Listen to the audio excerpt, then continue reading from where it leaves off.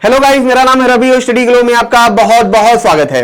दोस्तों, आज मैं फिर से कॉन्सेप्ट के बारे में लाया हूं कि कैसे जब आप पढ़ाई करते हैं तो उनको बहुत ही ज्यादा एफिशिएंटली आप कर पाएं। खास करके उन नॉर्मल प्रॉब्लम के हम बारे में बात करेंगे जो तो हमें दिखती ही नहीं है, लेकिन वही सबसे बड़ी प्रॉब्लम होती है। हमें लगता है प्रॉब्लम हो सकती है, अरे ऐसा कैसे हो सकता है, लेकिन रियल में वो सबसे बड़ी प्रॉब्लम होती है। वो हिडन प्रॉब्लम होती है जो आपके पूरे माइंड सेट को, आपके पूरे दिमाग को, आपकी पूरी जो स्ट्रेटेजी है उसको ये खराब कर देती है, पूरी तरीके से बर्बाद कर देती है, और वो एक तरीके से लत बन जाती है जिनको छुड़ाना बहुत ही ज्यादा मुश्किल होता है। उनके बारे में बात करेंगे, कुछ ये भी समझेंगे कि आखिर कैसे हम कॉन्सेप्ट फैक्ट को हम क्या करें, डिफाइन कर सके। ठीक है, तो ऐसी बहुत सारी चीजें हम समझेंगे जिसको आप अप्लाई करके आप अपने चीजों को बहुत ही बेहतर बना सकते हैं।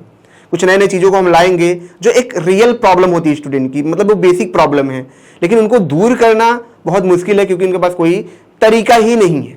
तो दोस्तों, हम इस लेक्चर को शुरू करें उससे पहले मैं आपको यह बता दूं कि ऐसे लगभग 50 फैक्ट इस कोर्स में है। और सबसे जरूरी चीज कि जो सिल्वा मेथड है जिससे आपकी जो एफिशिएंसी है ये लगभग मतलब आप समझ सकते हैं 5 गुना नहीं, इसकी एफिशिएंसी इतनी आपकी बढ़ जाएगी कि आप एक टॉपर को भी बीट कर सकते हैं, टॉपर को भी हरा सकते हैं। इसी कोर्स के लिए दोस्तों लोग बाहर जाते हैं, लाखों रुपए खर्च करते हैं, सीख के इंडिया में आते हैं, या फिर जो माइंड वैली का कोर्स है 35 से 36 हजार का, उसको जाके लेते हैं, तब जाके ये चीजें सीख पाते हैं। टेनिस की जो सबसे बड़ी प्लेयर थी उनको भी हराया गया था सिर्फ इसी मेथड से। तो आप समझ सकते हैं कि ये जो फ्लो है वो आपको किस लेवल पे लेके जाएगा। आपकी जो लर्निंग पावर है, कैपेसिटी है, एफिशिएंसी है, लाइफ में जो हैप्पीनेस है, ये सारी प्रॉब्लम ये कोर्स दूर करेगा। आपको जान के एक चीज हैरानी होगी कि इसको ऐसा बनाया गया है कि आप अपने डेली रूटीन में सिर्फ 14 से 20 मिनट आपको देना है, उससे ज्यादा नहीं देना है, लेकिन उसमें आपकी एफिशिएंसी 500% होगी। तो ये सब सारा ध्यान करके इसे बनाया गया था। तो दोस्तों, सबसे पहले हम बात करेंगे बेड के बारे में। बेड के बारे में क्यों बात करेंगे, मैं लेक्चर में आपको दे रहा हूं, लेकिन मैं इसे लिख के कहता हूं कि 70 से 80% बच्चे ऐसे होंगे जो बेड के पास पढ़ाई करते हैं, जो कुछ तो बेड के नीचे बैठ के बेड पे पढ़ाई करते हैं, कुछ ऐसे होते हैं जो बेड के ऊपर पढ़ाई करते हैं, और ठंडी आ जाती है तो एक रजाई ओढ़ लिया, उसी के अंदर किताब कापी लेके बैठ गए और पढ़ाई करने लगे। अब होता क्या है, सब सो जाते हैं। आधा घंटा पढ़ा, हल्का सा कमर दर्द किया, क्योंकि उनको क्या मिल रहा है, एक साधन मिल रहा है जहां से वो क्या कर सकते हैं, उनको लिए लेटना आसान है। आप समझिए कि आपके पास एक बेड है, आप यहां पे क्या है, ऐसे लेटे हुए हैं। अब यहां पे क्या है कि पढ़ाई कर रहे हैं। अब जैसे ही आपने थकान हुई, आपको पता है कि सिर्फ मुझे क्या करना है, ऐसे से ऐसे करना है बस, और मुझे आ गई राहत। लेकिन क्योंकि आपको बहुत इजीली मिल जा रहा है तो आप क्या करेंगे, ऐसे हैं, ऐसे आपने कर लिया और आप वहां पे सो गए। तो ये जो है क्विक सपोर्ट जो है ना, आपको क्या करता है, आपको लॉन्ग टर्म के लिए पढ़ाई से आपको दूर करता है। क्योंकि आपने आधा घंटा पढ़ा, आधा घंटा आप सोएंगे, 2-2 घंटा सो जाएंगे, नींद लगी तो पता चला 3 घंटे बाद उठे, तेरी तो सो गए, अब रात में पढ़ना है। लेकिन फिर क्या होगा, चलिए फिर भी आप पढ़ लेंगे नींद होने के बाद भी, लेकिन फिर क्या होगा, ये जो बेड है आपको फिर 2 घंटे के बाद आपको फिर से नींद की तरफ लेके जाएगा। आप फोन चलाने लगोगे क्योंकि आपको क्विक रिलीफ दे रहा है ना। आप समझिए ये ऐसा ही है जैसे आप पढ़ाई कर रहे हैं, आपके सामने गुलाब जामुन रखा है, गुलाब जामुन रखा है तो क्या करेंगे, बहुत बर्दाश्त करेंगे, चलो मैं 15 मिनट पढ़ूंगा। उस 15 मिनट में आप पहली बार डिस्ट्रैक्टेड रहेंगे, दूसरी बात क्या होगा, 15 मिनट के बाद तुरंत आपने गुलाब जामुन उठाया, खा लिया। तो सेम तरीके से ये गुलाब जामुन से भी खतरनाक है, क्योंकि जैसे ही आप थकेंगे, जैसे ही आप थक के आप वॉक कर सकते थे, आप थोड़ा टहल सकते थे, लेकिन आपने क्या किया, एक नींद ली, और ये जो नींद है घंटों में चली जाती है, और इस तरीके से आपका पूरा माइंड सेट भी खराब होता है और सब कुछ खराब होता है। तो ये एक बहुत बड़ी प्रॉब्लम है, ये जनरल प्रॉब्लम है, आपको पता नहीं होगा, लेकिन आज आपको ये पता चल रहा है कि इस वजह से आपका ये प्रॉब्लम हो रहा था। ठंडी में खास करके आप बेड के पास तो जाइए ही मत पढ़ाई के वक्त। बेड का टाइम क्या है, बेड का टाइम है 6 से 7 घंटे सोना या 5 घंटे सोना, जिसमें आपकी नींद पूरी हो जाए। बेड का काम सिर्फ उतना ही है, उससे ज्यादा उसका काम है नहीं, तो उससे ज्यादा उसको यूज करना ही नहीं है। बेड 6-7 घंटे के लिए है, उस तब तक टाटा बाय बाय दिन। आप क्या करिए, सुबह उठते ही बेड को मोड़ मार के ऐसा बना दीजिए उसमें कोई सो ना सके, उसका चद्दर सब गायब कर दीजिए, कहीं रख दीजिए, और उससे दूर कहीं पे जाके आप चेयर पे पढ़ाई करिए, ताकि आपकी जो बोन है वो स्ट्रेट रहे, वहां से पढ़ाई करिए, आपके लिए ज्यादा होगा। आपको 2-4 दिन बुरा लगेगा, 6 दिन 7 दिन बुरा लगेगा, एक बार आदत पड़ जाएगी तो इसी चीज की आपको लत लग जाएगी जब आप टास्क पूरा करेंगे। ठीक है, इसी चीज की आपको लत लग जाएगी। तो जो सबसे जरूरी है वो बेड। आपको मैं एग्जाम्पल समझाता हूं, स्टीव जॉब्स की अगर मैं बात करूं, ठीक है, तो वो जब सोते थे अपने कमरे में तो वहां पे सिर्फ एक मैट होता था, मैट, एक चटाई होती थी सोने के लिए, ना कोई आई थिंक तकिया भी होता होगा, कुछ नहीं था, कमरा पूरा खाली रहता था। अब वो पता है क्यों? क्योंकि जब ये कब हुआ, जब वो निकाले गए थे, जब वो अपनी कंपनी से निकाले गए थे तब की बात है ये। तो जब उनके दोस्तों ने पूछा कि यार तुम्हारा कमरा एक सिर्फ चटाई है, कोई बेडरूम नहीं है, कोई कुछ नहीं है, तो उन्होंने क्या बोला कि मैं बेड होने की वजह से, ज्यादा सामान होने की वजह से मैं कॉन्सेंट्रेट नहीं हो पाता हूं।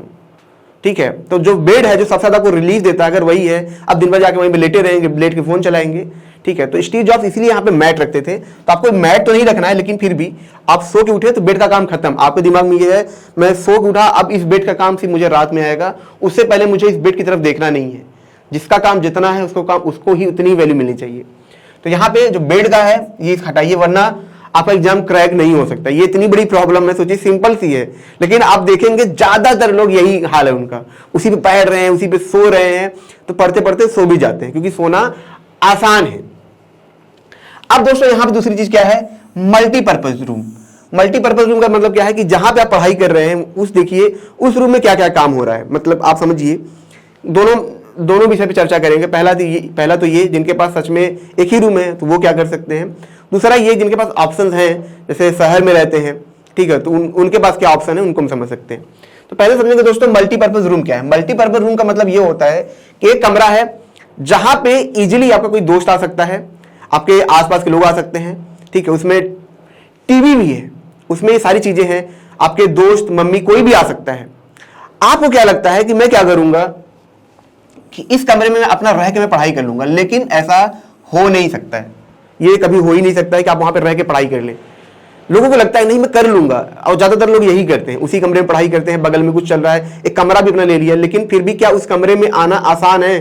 किसी का एंटर करना, चाहे फोन के थ्रू, चाहे किसी भी थ्रू, चाहे साउंड का किसी भी थ्रू, कुछ चीजों का आना आसान है। अगर आसान है तो वो रूम क्या है, मल्टीपर्पज है। जब वो मल्टीपर्पज रूम है तो वहां पे क्या होगा, डिस्ट्रैक्शन होगा, आप कॉन्सेंट्रेट हो नहीं सकते हैं। तो इसमें हम क्या करें, इसमें हम दो चीजें कर सकते हैं। पहला तो सिंपल सा तरीका जो काफी लोगों को पता होगा वो है लाइब्रेरी में हो जा सकते हैं, या फिर अपने कमरे की कंडीशन ऐसी बना दे कि लोगों का आना बहुत मुश्किल हो। जैसे अपने कमरे के अंदर इंटर किया तो आप खुद से ये बोल दें लोगों से कि मैं अपनी मम्मी से सबसे बोल दें मैं 6 घंटे तक बाहर नहीं निकलूंगा। हो सकता है 1-2 हफ्ते तो उनकी आदत ना हो तो बार बार अंदर आना चाहें, लेकिन आपको नहीं खोलना है। कमिटमेंट तो है, कमिटमेंट है। पहला ये आप सबसे बोल दें, क्योंकि आइंस्टाइन के साथ भी ऐसा ही होता था। जब उन्होंने क्या किया, जब वो थ्योरी पे अपने काम करते थे तो उनको क्या होता था, बहुत ज्यादा सोचना पड़ता था, बहुत ज्यादा थिंक करना पड़ता था। अब थिंक करने के लिए क्या होता है दोस्तों कि आपका माइंड अकेले होना चाहिए, कोई भी चीज डिस्ट्रैक्ट नहीं करनी चाहिए। थिंक के टाइम में ये होता है माइंड शांत हो, रिलैक्स हो और एक चीज पे लगातार थॉट थिंक करता रहे। तो वैसे स्टडी का भी काम है कि आपको एक कॉन्सेप्ट पे, एक चीजों पे लगातार फोकस करना होता है। तो वो अपने घर वालों को पहले से ही बोल देते थे, अपने वाइफ को बोल देते थे कि मैं खुद जब फ्री होके आऊंगा तो मैं तुम्हें टाइम दूंगा, बच्चों को भी टाइम दूंगा। उससे पहले जो बच्चे हैं वो यहां तक ना आ सके, इस कमरे तक ना आ सके। ये कमरा तब तक ये लॉक रहेगा, यहां कोई आ नहीं सकता है। तो पहला तरीका ये हो गया जो आइंस्टाइन अपनाते थे, जो आप भी अपना सकते हैं। कभी कभी जो बच्चे होते हैं, जो स्टूडेंट होते हैं, उनकी इतने मतलब पेरेंट्स बहुत वैल्यू करते हैं, लेकिन कभी कभी जो दोस्त यार होते हैं इतनी वैल्यू नहीं करते पढ़ाइयों को लेके। तो आपको बहुत ही स्ट्रिक्ट यहाँ पे होना, पहला ये है। दूसरा ये है कि आप एक लैंप ले सकते हैं। मतलब लैंप का मतलब क्या है कि आप एक देखेंगे पुराने जमाने में क्या होता था कि जो लैंप होता था ज्यादा दूर तक उसकी रोशनी जाती नहीं थी। तो जब लैंप की रोशनी ज्यादा दूर तक जाती नहीं है तो आपका जो पूरा फोकस होता है वहीं पे होता है। खास करके रात के टाइम में आपने कमरा बंद किया, आपने चारों तरफ से मतलब विंडो को बंद कर दिया तो अंधेरा टाइप का हो जाता है। उस लैंप का भी यूज करें। जितनी देर तक आपने पढ़ाई की उतनी देर तक आपने इस लैंप को यूज किया, इससे क्या होगा, आपका पूरा फोकस वहां पे रहेगा, ना नजर इधर, ना नजर उधर, ना नजर इधर, सिर्फ उस लैंप के चारों तरफ रहेगा। इससे क्या होगा, फोकस ऑटोमेटिकली वहां पे होगा। अगर आपसे ये भी नहीं हो रहा तो आप कोशिश करिए जो कमरा है आपका जहां पे आप पढ़ाई कर रहे हैं, जैसे मान लीजिए कि इस कोने में आपने टेबल लगाया है तो आप यहां से कुछ पर्दा लगा सकते हैं धागे से बांध के। तो उससे क्या होता है कि जब आप पढ़ाई करेंगे, जैसे मान लीजिए आपने कॉर्नर है, जैसे मान लीजिए कमरा है आपका, कमरे के कॉर्नर में आपका टेबल रखा, तो यहां से आप क्या कर सकते हैं, पर्दा लगा सकते हैं। अब क्या होगा, इस दौरान आप सिर्फ इसी कॉर्नर के अंदर हैं, आपको लगेगा सिर्फ आपको यही चीजें करनी है, सामने आपके बुक्स है और कुछ नहीं है।